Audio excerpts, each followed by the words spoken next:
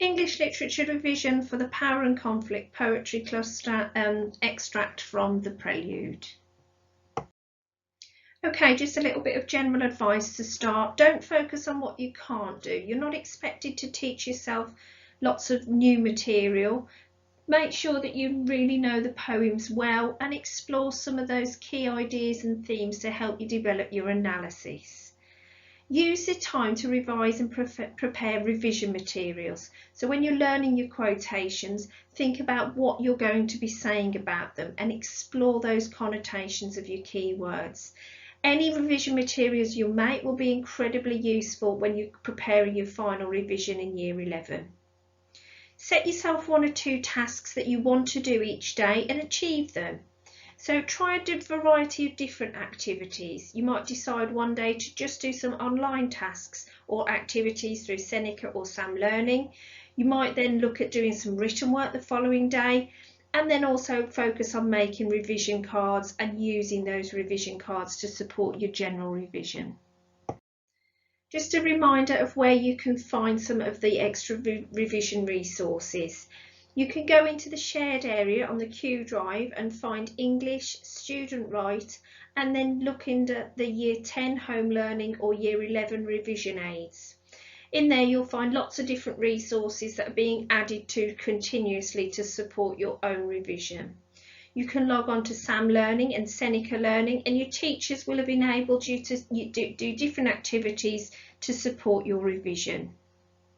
It's really important that you have a clear understanding of each of the 15 poems.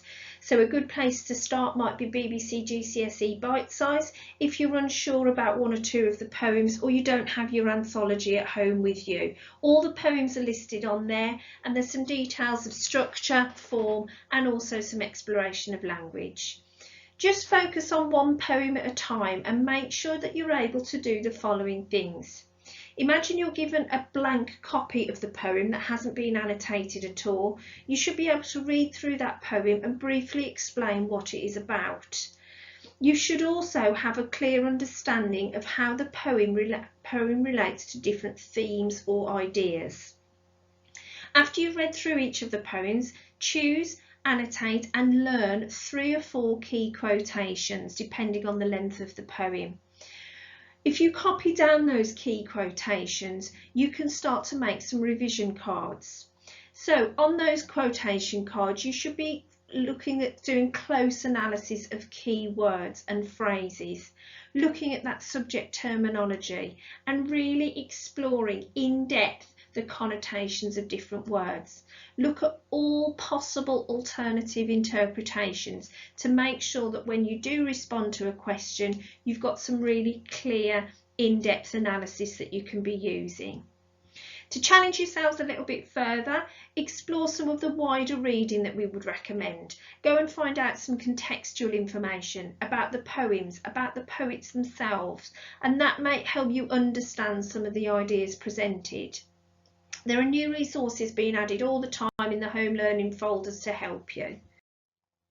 The Prelude by William Wordsworth. One summer evening, led by her, I found a little boat tied to a willow tree within a rocky cove, its usual home. Straight I unloosened her chain, and stepping in, pushed from the shore.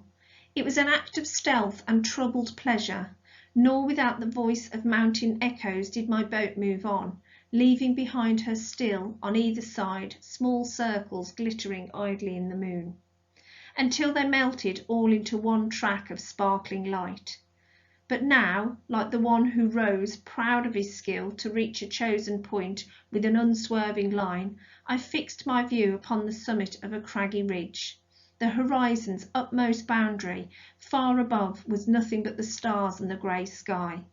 She was an elfin pinnace. Lustily I dipped my oars into the silent lake, and, as I rose upon the stroke, my boat went heaving through the water like a swan, when, from behind that craggy steep, till then the horizon's bound, a huge peak, black and huge, as if with voluntary power instinct, upreared its head.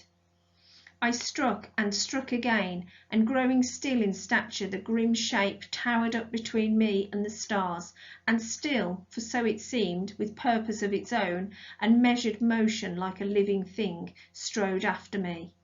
With trembling oars I turned, and through the silent water stole my way back to the covert of the willow tree. There, in her mooring place, I left my bark, and through the meadows homeward went, in grave and serious mood. But after I had seen that spectacle, for many days my brain worked with a dim and undetermined sense of unknown modes of being o'er my thoughts that hung a darkness. Call it solitude or blank desertion. No familiar shapes remained, no pleasant images of trees, of sea or sky, no colours of green fields, but huge and mighty forms that do not live like living men, move slowly through the mind by day, and were a trouble to my dreams. So just a little bit about the poet himself. William Wordsworth was born in England in 1770. And as a young boy, he had actually quite a depressing early life with a very troubled relationship with his father. Sadly, both his parents died when he was a teenager, and he ended up living for most of his teenage years in Penrith in the Lake District. And it was there really he learnt to embrace nature. And the extract that we're studying is from a much longer poem. So this is part of a huge epic style poem that Wordsworth intended to write. And it is an autobiographical poem. So it tells us about some of that childhood experience that he remembers. He started writing it in 1798, so he was 28 years old at the time, but it was a poem that he worked on throughout his lifetime, right up until his death, and it wasn't actually published until after his death in 1850. It describes the story of Wordsworth as a young boy, and it describes how he goes out and steals a rowing boat and immerses himself in this quite peaceful, natural scene. As the poem develops, we get to see perhaps another more fearful side of nature, and it also explores perhaps what that metaphor for pushing out into the unknown. It describes perhaps how he was changing as he was growing up. As I say, it was based on him as a child, so we start to perhaps understand how sort of nature helped him understand a little bit about himself. The poem itself takes on the form of an epic poem, and the epic poems usually told tales of sort of heroic acts of legend. They often had quite mythical ideas in them, and they was usually focused on one major event of the hero. It's also written in blank verse, and it sort of follows an iambic pentameter structure, so there's quite a natural rhythm. Wordsworth himself was perhaps influenced by the famous epic poets of the time, such as Milton, who really specialised in this form. So you'll get to see throughout the poem that there are elements that reflect this idea of heroic nature that is made famous by those styles of epic poetry. So as we go through the poem and start to identify some key features in the poem, on the first line it talks about a summer evening led by her. And that section in brackets, we sort of question who her may be. So this idea of who is he talking about, who is he being led by? And that her is actually the personification of nature. So straight away we know that the theme of nature is quite important in this extract. He goes on to describe how he finds a little boat tied to a willow tree. The adjective little combined with the idea of a willow tree perhaps suggests that at this point in the poem, nature is quite comforting, it's quite innocent and harmless. And perhaps metaphorically, we can start to understand that at the age that William Wordsworth remembers this event, he also was perhaps quite innocent and harmless. So we move on to Wordsworth describing how he straightened and unloosened her chain. Again, that personification of the boat, and the idea of somebody almost being with him and stepping in, pushed from the shore. That could be a metaphorical idea that he's pushing out to explore a little bit about himself. Perhaps this idea of a young man going out on an adventure to explore himself. The word stealth, where he describes it was an act of stealth, it suggests perhaps that as a young boy he knew that this was perhaps a little bit of a sneaky thing to do. It was something that was, he didn't announce this. It perhaps wasn't planned. It's almost like nature has encouraged him, but he's doing something that perhaps suggests that it's a little bit naughty, a little bit sly, a little bit secretive. And perhaps the oxymoron on the next line, troubled pleasure, shows that he's a little bit confused, he's a little bit anxious about what he's attempting to do. He goes on to describe, using the language of some semantic field of idyll and peace and nature, as he describes that the small circles glittering idly, melting into a track, sparkling light. And all of those words are chosen carefully to make us understand that nature is perhaps something that's beautiful, quite serene, and not at all threatening. So there's a very positive view of nature at the beginning of this poem. The caesura after sparkling light does cause us to pause, and it perhaps shows us that there's going to be a slight change of feeling, slight change of tone. This is further emphasised by the word but, and we start to hear that there's a definite change in how this young boy is feeling.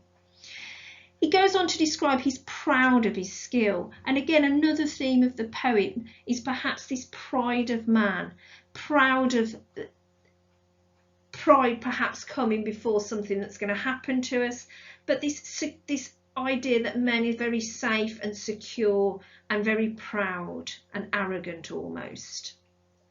The boy goes out and fixes his view upon the summit of a craggy ridge. So as far as he can see, that's as high as this mountain's going to go. He sees the ridge of the mountain and believes it's the utmost boundary. So there's going to be nothing there, nothing else to frighten him. He feels quite safe and secure in this world.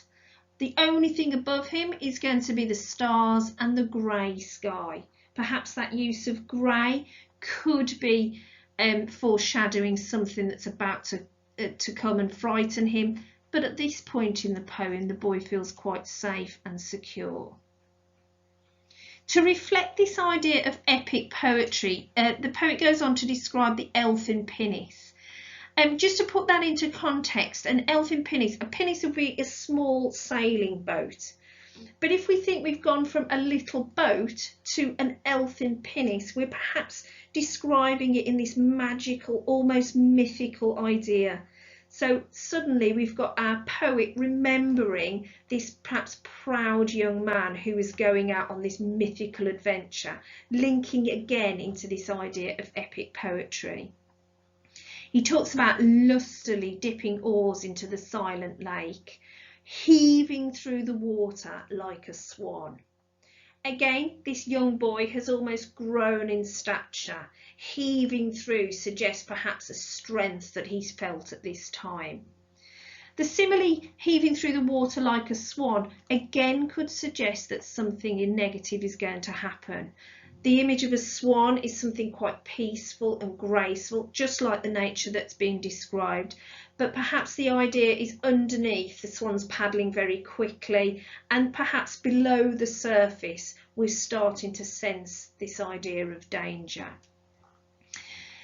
We have a change again in the poem. Behind that craggy steep, the horizon's bound, a huge peak, black and huge, as if with voluntary power instinct upreared its head.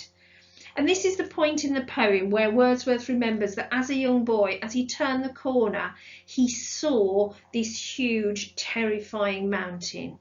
So actually the ridge was just below. He didn't realise what was coming for him. Perhaps metaphorically, again, it's suggesting that as a youngster he didn't realise perhaps the terrifying life that was perhaps ahead of him, and perhaps how nature could influence him and show him perhaps a darker side. The repetition of huge again helps us to understand how enormous this mountain was in front of him. And we've got the word black in there as well, suggestive of something quite evil and sinister. The poem yet again uses personification to describe how the mountain almost appears to be uprearing its head, giving it quite a sinister and oppressive feeling. Again, the caesura makes us stop, makes us pause, and perhaps reflects how frightened Wordsworth remembers being as a child. At this point in the poem, he remembers turning back and trying to escape from this now much more sinister, frightening view of nature, and perhaps metaphorically trying to get back to that innocence of childhood. So we've got the repetition of I struck and struck again, perhaps to reinforce the idea of panic, showing that the young child is desperately trying to get back and perhaps not moving very far forward. The next section, the personification of the mountain as quite a sinister presence, continues as he says he was growing still in stature, the grim shape towered up. This idea that the mountain is almost becoming bigger and more threatening. So it becomes that nature is now shown as aggressive and something that isn't comforting as it was at the beginning. It has a purpose of its own. There's a very clear idea that nature is becoming aggressive, striding after me, showing that perhaps nature is much bigger and much more powerful. That earlier pride of being proud of his skill at moving over the lake has actually disappeared. He talks about the adjective trembling oars to emphasise his fear. He turned and through the silent water stole away. Perhaps reflective again at the beginning, this act of stealth has made him realise that he shouldn't be there, he shouldn't have gone into the lake, and he now needs to escape back to the covert of that willow tree. So we've gone back to the beginning of the poem. But here we find out the impact that this experience had on him as a child. So he left the mooring place, he left his bog, and through the meadows homeward went. So meadows, again, this idea of comfort, somewhere quite peaceful, somewhere that he probably spent a large amount of his time. But this time he's in a grave and serious mood. That ambiguous use of the word grave, suggesting perhaps he's seen into a darker future. He's much more serious, and perhaps suggests that his innocent childhood has gone forever. But after I'd seen that spectacle for many days, my brain worked with a dim and undetermined sense of unknown modes of being. That idea is suggested that this didn't have a very short impact on him. It actually lasted for days. And he talks about hanging there a darkness. It was a solitude or blank desertion. So these connotations of what it felt like to be on his own. Remember when he was a teenager and he's lost his parents, him and his siblings were actually separated. So again, it could be this understanding of his teenage years being so much on his own, trying to have to fathom out how to leave his childhood and how to deal with what was to come. He got no familiar shapes, no pleasant images, no colours. That repetition of the word no creates this incredibly powerful negative image. Nature is no longer a comfort for him, and he's unable to find any comfort in nature.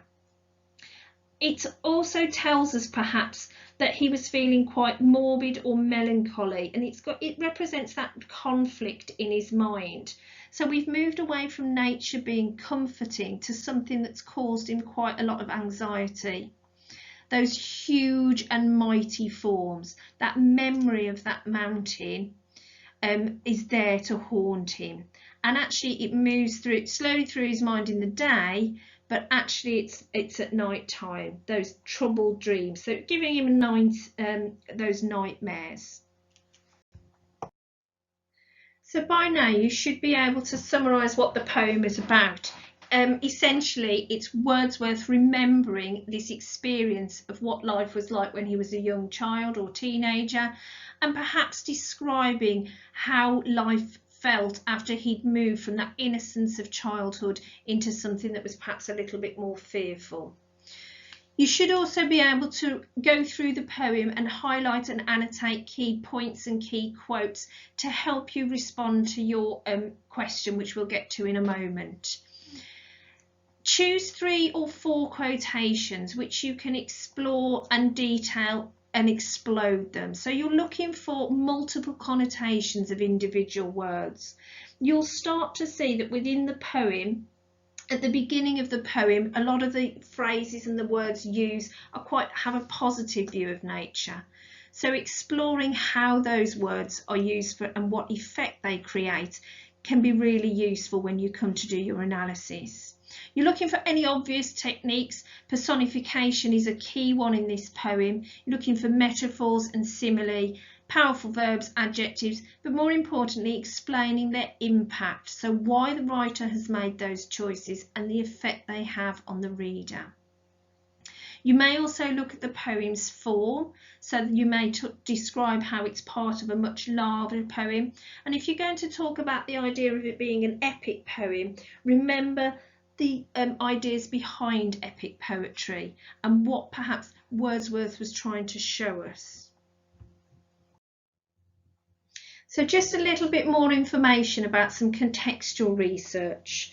Wordsworth was one of the early Romantic poets, and the Romantic poets were around in the late 17th, early 18th century, and they were a movement really which was reflected in art and painting and poetry at the time. Very much interested in emotion and nature and moving away from this quite realistic description of poetry that had come before it. Wordsworth himself was an early supporter of the French Revolution, but perhaps as he became older, became more disillusioned with violence, but was very much enjoyed the experience that nature could perhaps give us, and explored this idea of how man perhaps wasn't as powerful as nature may be. So do some more contextual research, look into the Romantic era, what ideas can you generate from there, and also look at Wordsworth himself. Remember, this is an experience that he's telling of his own childhood, but when he was writing it, he was a much older man. So have a look at how dramatic monologues work, have a look at epic poetry, and it will give you an idea about those ideas that Wordsworth was trying to present. So you can also look at the British Library website and any extra resources that are being added continually into your home learning folder. So next you might like to start to think about linking the extract from the Prelude to the other poems within the cluster.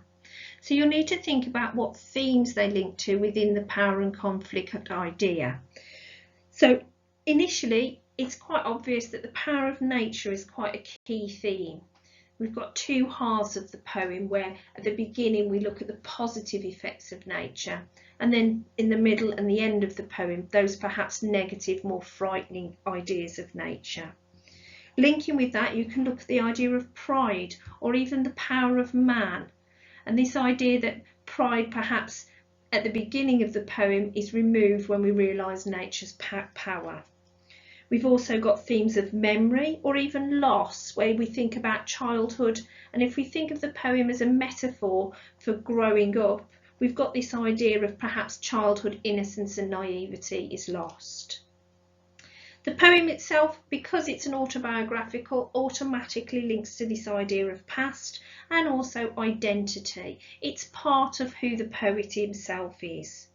So with regards to nature, you might think about poems such as Storm on the Island or Exposure, but you could also think about different poems that you could link it to, such as The Emigre or even Tissue. We're exploring different people's identity and perhaps past. So start to have a think about which poems you would link it to within the cluster. So let's have a look at an example question for the exam. Compare how the power of nature is presented in the Prelude and one other poem from the cluster. So your initial task, you're going to focus on the key words of the question, and in this example it's the power of nature. So very specifically you're looking at how power of nature is presented in both poems. So you're going to need to choose carefully to make sure that your second poem links to it through nature. Your first task is to write a brief introduction explaining how that power of nature is presented in this poem and also in the second poem of your choice. Firstly, you're going to start with a PEA paragraph about the Prelude. So always start with the named poem, and you're going to be looking to develop the depth of your analysis, exploring those multiple connotations of multiple words within your quotation. So choose as many of those words as you can. Explain how they link to the power of nature. Look at those alternative interpretations. Think about the literal meaning and the metaphorical meaning, perhaps the ideas of growing up and removal of the innocence of childhood. Next, you're going to move on to your second PEA paragraph, and that will be about the poem of your choice. It needs to be about the power of nature, so when you've made your decision, make sure you choose carefully. And again, you're going to look at that analytical paragraph. It's quality over quantity, so just to give you a rough guide, you're probably looking to do 3 PEA paragraphs on each poem, but remember 4 really detailed paragraphs would be absolutely fine, as long as you're comparing each poem and how the power of nature is presented in them. So you're looking at words and the impact they give us. Remember to round your response off with a conclusion, and this is your opportunity to summarise how the power of nature is presented in the Prelude, and also and one other poem of your choice, and which of them you find most effective. So is the power of nature more effective in the Prelude or perhaps in Storm of the Island, if that's your poem? Just another quick look at the mark scheme. So if you're aiming for the top part of the mark scheme, which is level 5 and 6, to get into those top grades, between 21 and 30 marks is the absolute maximum for this question. You're looking to do that convincing, critical or thoughtful and developed analysis. So that means really exploring all those key ideas and those possible alternatives within each of the quotations that you choose. At the middle of the mark scheme, you've got levels 3 and 4. For level 3, in the left-hand column, it tells you you need to be giving explained, structured comments. So following that PEA structure, you need to be exploring the quotation. To move into that clear understanding, you'll start to show that you understand the impact of the writer's choice of language, and you'll start to also make some contextual links and how that helps us understand the writer's ideas being presented.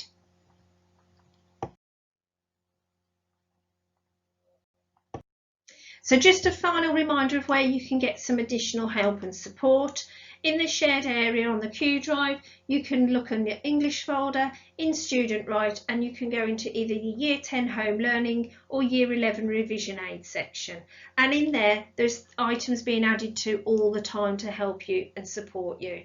Log on to Sam Learning and Seneca Learning for some different activities. You can do some basic memory retrieval, you can look at some quote explosions. So lots of different activities just to give you a bit more support. And also GCSE BBC Bite Size might be a good starting place if you're missing some information from one of those poems. Make sure you can explain what the poem's about. Make sure you can link different themes and start to have a clear understanding of which poems link to each other. Make sure you've got some key quotations that you've put onto revision cards, and those revision cards need to be detailed and explore language and the impact of that language. You might also make a note on those revision cards about the form and structure and the effect of that. So again, challenge yourselves, look at some wider reading, explore the contextual information as a way to support and develop your analysis.